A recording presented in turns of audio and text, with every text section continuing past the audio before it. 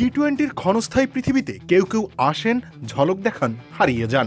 আর কেউ কেউ অসময়ে আসেন রাজত্ব করতে, সময়কে নিজের দাস বানিয়ে রাখতে, বোলারদের মাঝে তৈরি করতে এক আতঙ্ক। এই দ্বিতীয় প্রজাতির এক নাম স্টিভেন স্মিথ। পাকিস্তান সুপার লিগের মঞ্চে শতক হাঁকিয়ে নিজের এই সত্তাকেই সামনে আনলেন।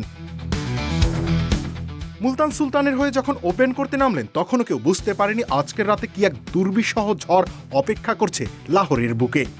কিংসম্যান হায়দ্রাবাদের বোলাররা পরিকল্পনা সাজিয়েছিল ঠিকই, তবে স্মিথের সুনামি সব ভাসিয়ে নিয়ে গেছে।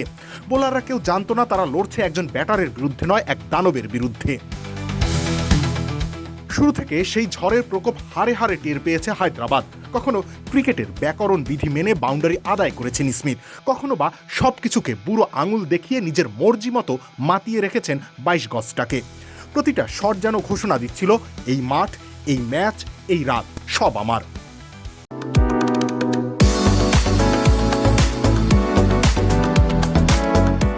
পঞ্চাশ বলে 106, স্ট্রাইক রেট 212, 12খানা 4 আর হাফ ডজন ছক্কা হাঁকিয়েছেন। কে বলবে এই লোক ক্রিকেটের নামজাদা পোশাকের সব থেকে মেধাবী ছাত্র? কে বলবে এই লোক টি-20 ক্রিকেটের কেউ না? দিন শেষে মুলতানের সংগ্রহ 213। এক স্মিথের প্রভাব যে কতখানি তা স্কোর কার্ডই বলে দেয়। আর সময় বলে যায়, স্মিথ তুমি টি-20কে স্রেফ অবহেলা করে এলে।